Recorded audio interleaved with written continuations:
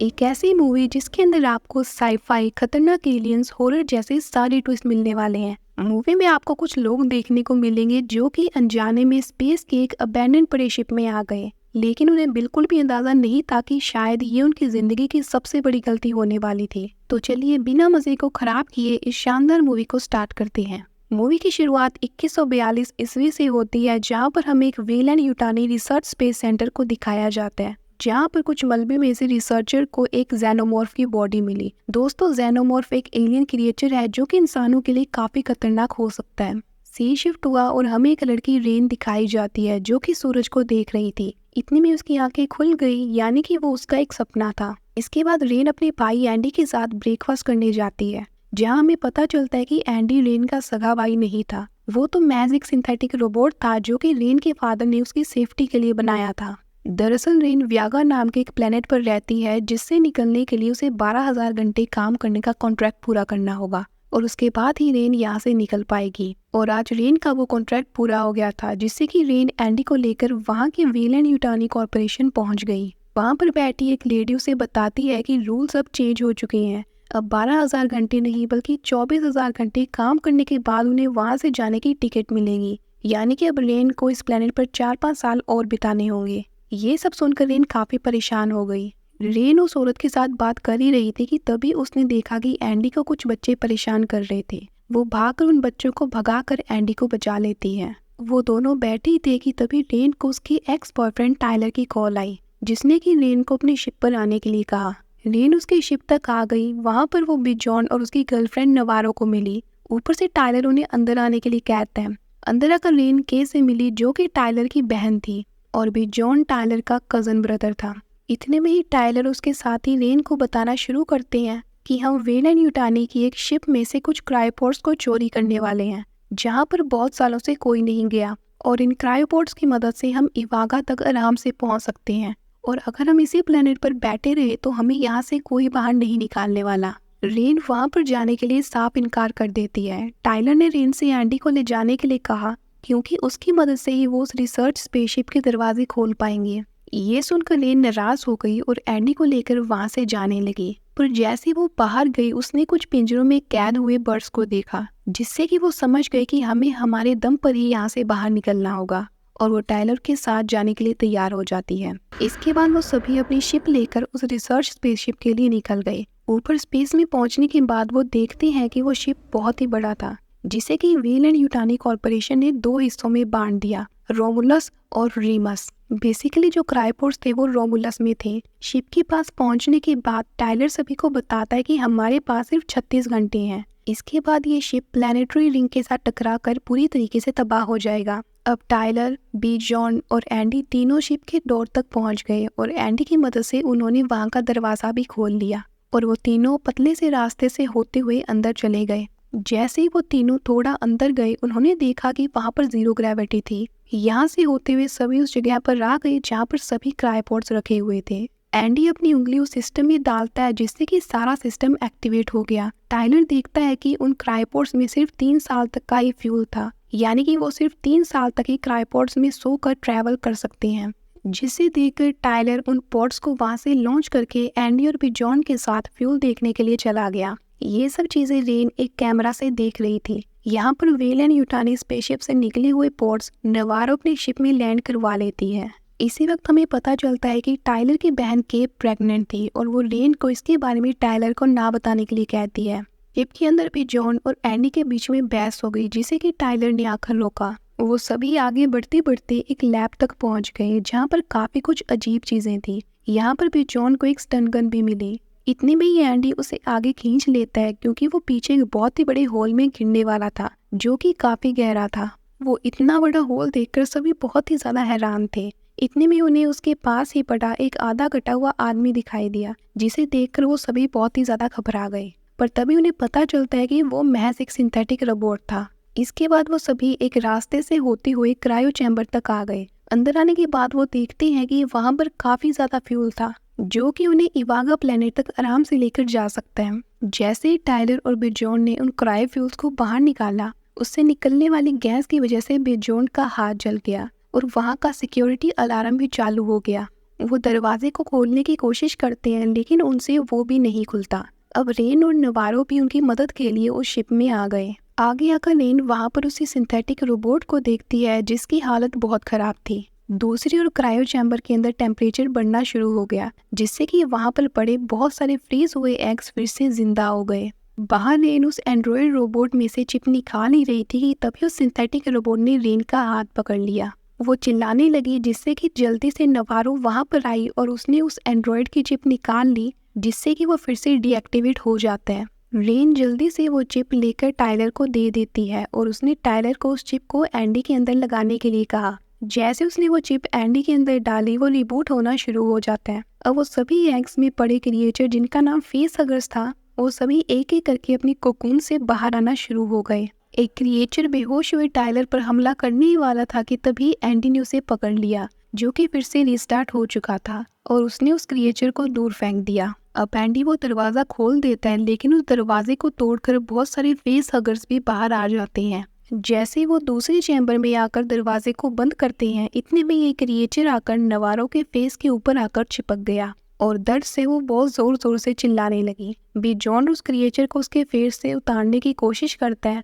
लेकिन जितना वो उसे उतारने की कोशिश कर रहा था वो फेसहगर उसका गला उतना ही तेजी से दबा रहा था। एंडी का सिस्टम अपडेट हो चुका था जिससे कि वो और भी ज्यादा स्मार्ट और पावरफुल हो जाता है। वो कहता है कि मुझे ये तो नहीं पता कि ये सब क्यों हो रहा है पर हमें इन सब के बारे में वो दूसरा एंड्रॉयड बता सकता है और एंडी ने उसे भी एक्टिवेट कर दिया। वो एंड्रॉयड उन्हें बताता है कि ये लड़की अब ठीक नहीं होने वाली, या तो तुम यहाँ से भाग जाओ या इसे अभी के अभी मार दो क्योंकि ये क्रिएचर इसके अंदर एक सीड डाल रहा है और इसके अंदर से एक जेनोमॉर्फ पैदा होगा। उसने आगे बताया कि ये क्रिएचर हमने स्पेस में उठ रहे मलबे से निकाला था पर ये हमारी कैद से आज़ाद हो गया और इसने पूरी शिप में कोहराम मचा दिया और जब इसको मारा गया तो इसके शरीर से एसिड निकला जिससे कि शिप की ये हालत हो गई। इन प्लान बनाती है कि वो इस क्रिएचर के टेल को क्रायोफ्यूल से फ्रीज करके नवारो को उससे अलग कर देगी। ये आइडिया काम भी किया और उस फेसहगर ने नवारो को छोड़ दिया। वो एंड्रॉइड सबको कहता है कि उस क्रिएचर ने अपना काम कर दिया है इसलिए एंडी जॉन को नवारो को ले जाने से रोकता है लेकिन उसने एंडी पर ही स्टन गन से हमला कर दिया और जॉन नवारो को लेकर वहां से अपनी शिप की ओर निकल गया। रेन फिर से एंडी को रिस्टार्ट कर देती है जिससे कि एंडी फिर से जॉन का पीछा करना शुरू कर देता है लेकिन वो दोनों शिप में पहुंच गए। उधर नवारो ने जाकर अपनी शिप को विलन यूटानी शिप से अलग कर लिया। अब जाकर उसकी हालत खराब होने लगी थी। नवारो ने जैसे ही एक्सरे डिवाइस के जरिए देखा तो उसने देखा कि उसके अंदर से कोई क्रिएचर बाहर आने की कोशिश कर रहा था। ये सब के भी देख रही थी कि उसे संभालने की कोशिश करती है पर नवारो का पैर गलती से शिप को चालू कर देता है और वो शिप वीलैंड यूटानी कॉर्पोरेशन की शिप के दूसरे साइड टकरा गया। इतने में ही जॉन वहां पर आ जाता है। उसने देखा कि क्रिएचर नवारो की चेस्ट से बाहर आ रहा था जो कि दिखने में बहुत ही ज्यादा डरावना था। इसके बाद उनका स्पेसशिप टकराते टकराते रोमुलस पर ही लैंड हो गया। उधर टाइलर और बाकी सबके पास थोड़ा टाइम ही बचा था। वो सभी अपनी स्पेसशिप तक जाने के लिए एक चैम्बर तक आ गए जिसके अंदर ऑलरेडी बहुत सारे क्रिएचर्स उनका इंतजार कर रहे थे। एंडी टाइलर और रेन को बताता है कि इन फेसहगर्स की आंखें नहीं होती, ये बस हमें शोर और हमारे बॉडी के टेम्परेचर से ही डिटेक्ट करते हैं। अब रेन को आइडिया आया कि क्यों ना हम इस चैम्बर का टेम्परेचर हमारी बॉडी के टेम्परेचर जितना कर दे जिससे कि ये हमें आसानी से पहचान नहीं पाएंगे। इसके बाद हमें के को दिखाया जाता है जो कि अब अपनी कॉन्शियस स्टेट में आ गई थी। वो देखती है कि नवारो अब नहीं रही। अब वो तीनों भी चैम्बर का टेम्परेचर उनकी बॉडी जितना करके उस चैम्बर में एंटर हो जाते हैं और आराम आराम से उन्होंने आगे बढ़ना शुरू कर दिया। उधर शिप में थोड़ा आगे जाने पर के देखती है कि वहां पर किसी क्रिएचर की स्किन पड़ी थी। जैसे उसने ऊपर देखा उसे कुछ बहुत ही अजीब सा कोकून जैसा कुछ दिखाई दिया। इतने में ही वहां पर पीछे से जॉन भी आ जाता है। वो के को शांत रहने का बोलकर उस कोकून में अपनी स्टन गन को घुसाकर उस क्रिएचर को मारने की कोशिश करता है लेकिन तभी उस क्रिएचर में से एक टेल निकली और उसने जॉन को जख्मी कर दिया। जैसे ही जॉन नीचे गिरा उस कोकून से निकले एसिड ने उसकी सारी बॉडी को जला दिया। दूसरी तरफ टाइलर और बाकी लोग उस चैम्बर से बाहर निकल ही रहे थे कि तभी वहां पर एक रेडियो से के की आवाज आने लगी। के घबराई हुई थी क्योंकि वो क्रिएचर अपनी कोकून से बाहर निकल रहा था। टाइलर उसे शांत रहने के लिए कहता है। टाइलर के को चाबी ढूंढने के लिए कहता है और उसे चाबी मिल भी गई और वो वहां से निकल आई। लेकिन भागते भागते के आगे नहीं देखती, जिससे कि वो नीचे गिरकर बेहोश हो जाती है। अब टाइलर के पास थोड़ा शोर हुआ, जिस वजह से सभी क्रिएचर्स उनकी तरफ अट्रैक्ट होने लग गए। एंडी ने उन दोनों को भागने के लिए कहा। वो सभी क्रिएचर्स से बचते हुए उस चैम्बर में भाग रहे थे। एंडी जल्दी से जाकर दरवाजा बंद करता है, जिससे कि रेन तो अंदर आ गई, लेकिन टाइलर बस लास्ट मोमेंट पर अंदर आया। अगर वो 1 सेकंड भी लेट होता तो उन्हीं क्रिएचर्स के बीच में रहकर मारा जाता। दूसरे चैम्बर में आने के बाद एंडी उन्हें जल्दी चलने के लिए कहता है, क्योंकि अब ब्लास्ट होने में सिर्फ आधा घंटा बचा था। अब शिप के अंदर के को भी होश आ गया, जो कि उस क्रिएचर से बचने के लिए धीरे धीरे आगे बढ़ रही थी, लेकिन वो क्रिएचर ठीक उसके ऊपर था। के देखती है कि वो क्रिएचर तो डेड बॉडीज को अपने साथ ले गया। इसका फायदा उठा करके दरवाजे की तरफ आ गई। वो उस डोर को खोलने की कोशिश करती है, लेकिन तभी वहाँ की सिक्योरिटी लाइट्स ऑन हो गई। इतने में ही टाइलर और बाकी सभी वहाँ पर आ गए। एंडी दरवाजा खोलने ही वाला था कि तभी वो देखता है कि वहाँ पर वो क्रिएचर भी आ गया है, और अगर उसने दरवाजा खोला तो सभी मारे जाएंगे। इसलिए वो डोर नहीं खोलता और क्रिएचर के को घायल करके वहाँ से ले गया। ये सब होने के बाद रेन ने एंडी पर बहुत गुस्सा किया। एंडी उन्हें समझाता है कि अगर मैं दरवाजा खोल देता तो हम सबकी जान खतरे में आ जाती। इसके बाद वो तीनों एक लैब के अंदर आ गए, जहाँ पर साइंटिस्ट ने काफी सारी रिसर्च की हुई थी। एंडी उन्हें बताता है कि यहाँ पर कुछ ऐसा कंपाउंड बनाया गया था जो कि मरे हुए किसी भी बॉडी को फिर से जिंदा करने की ताकत रखता है, और उन्होंने इसका टेस्ट एक चूहे पर किया, जो कि मरने के बाद फिर से जिंदा हो गया। उसने उन्हें कुछ सैंपल भी दिखाए। इसके बाद एंडी उन्हें कुछ गन देता है, जिससे कि वो अपनी जान बचा सके, लेकिन वो कहता है कि हो सके तो इसका यूज मत करना, क्योंकि उन क्रिएचर से निकलने वाली एसिड की वजह से शिप तबाह हो सकता है। इसके बाद वो सभी एक रास्ते से होते हुए एक कॉरिडोर तक पहुंच गए, जहां पर उन्हें पता चलता है कि अब शिप को ब्लास्ट होने में सिर्फ 20 मिनट ही बचे हैं। थोड़ा और आगे जाने पर उन्होंने देखा कि उन क्रिएचर्स ने वहां पर पूरी की पूरी कॉलोनी बसा रखी थी। तभी टाइलर को अपनी बहन के की आवाज सुनाई दी। वो भागकर उसके पास जाता है, जहाँ पर के भी उन्हीं टेंटिकल्स में जकड़ी हुई थी। वो सभी उसे नीचे उतार लेते हैं। यहाँ पर के की हालत बहुत ही ज्यादा खराब थी, इसलिए एंडी उसे वही सीरम देता है। टाइलर उसे के लगाने ही वाला था, पर रेन उसे रोक लेती है। वो कहती है कि हम इसे शिप में ले जाकर क्रायोपोड में सुला देंगे और अपने प्लेनेट पर जाकर के का इलाज करवाएंगे। सभी बात कर ही रहे थे कि तभी इन्हें बहुत सारे क्रिएचर्स की आवाज आना शुरू हो जाती है। उनसे बचने के लिए सभी ने भागना शुरू कर दिया। वो सभी एक लिफ्ट तक पहुंच गए। रेन के को दिलासा दे ही रही थी कि तभी उस पर एक क्रिएचर हमला कर देता है, लेकिन टाइलर ने आगे आकर उसे बचा लिया और खुद ही उन क्रिएचर के हाथों मारा गया, और उन्होंने एंडी को भी घायल कर दिया। और इस वक्त हमें ये भी पता चलता है कि क्रिएचर्स एक दो नहीं बल्कि सैकड़ों की तादाद में हैं। रेन जल्दी से के को लेकर उस लिफ्ट में बैठ गई और उन क्रिएचर से बचकर निकलने में कामयाब हो जाती है। नीचे आते वक्त रेन कैमरा में एंडी की हालत देखती है और उसने प्लान बनाया कि वो एंडी को बचाने जाएगी। रेन के को कहती है कि तुम ये सीरम लेकर सीधा हमारे शिप में जाओगी और शिप को ऑटो पायलट करके तुम क्रायोपोड में सो जाना, जिससे कि वो शिप तुम्हें कॉलोनी में ले जाएगा।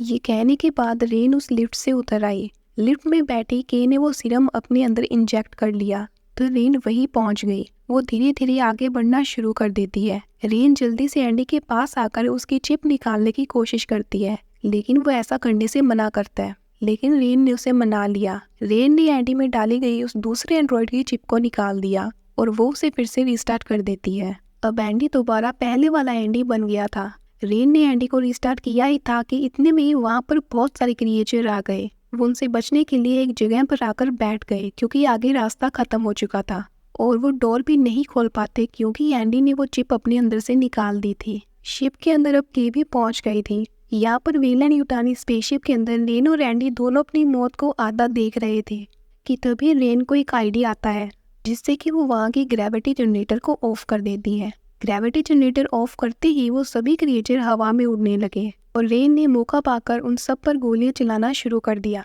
रेन ने ऐसा इसलिए किया क्योंकि जीरो ग्रेविटी होने के कारण गोलियों से निकलने वाला उन क्रिएचर का एसिड शिप पर नहीं गिरेगा, और ठीक ऐसा ही हुआ। सारा का सारा एसिड वहीं पर उड़ने लगा। इसके बाद वो दोनों उसी एसिड से होकर गुजरने लगे। वहां पर पहुंचते पहुंचते बीच रास्ते में रेन उस एसिड से टकराने ही वाली थी, पर इतने में ही वो गोलियां चलाकर उसके प्रेशर से नीचे आ गई। अब दोनों लिफ्ट तक पहुंच गए। वो ऊपर जाने ही लगते हैं कि तभी एक क्रिएचर ने आकर रेन का पैर पकड़ लिया। लेकिन रेन उस पर गोलियां चलाना शुरू कर देती है और वो खुद को आजाद करवा लेती है। पर उसके एसिड की वजह से वहाँ की आयरन रोड गल गई। उससे छूटने के बाद रेन भी ऊपर आना शुरू हो जाती है, लेकिन इतने में ही वहाँ का जीरो ग्रेविटी जनरेटर ऑन हो गया। ग्रेविटी आने की वजह से वो सारा एसिड भी जमीन पर गिर गया। ऊपर आते आते रेन बस एंडी का हाथ पकड़ने ही वाली थी, पर इतने में ही वहाँ पर भी ग्रेविटी आ गई थी। रेन उसका हाथ नहीं पकड़ पाती और नीचे आने लगी। ऊपर से अब लिफ्ट भी नीचे आ रही थी, जिससे कि एंडी एक टाइम तक रोक लेता है, लेकिन नीचे गिरते वक्त रेन को एक क्रिएचर ने पकड़ लिया।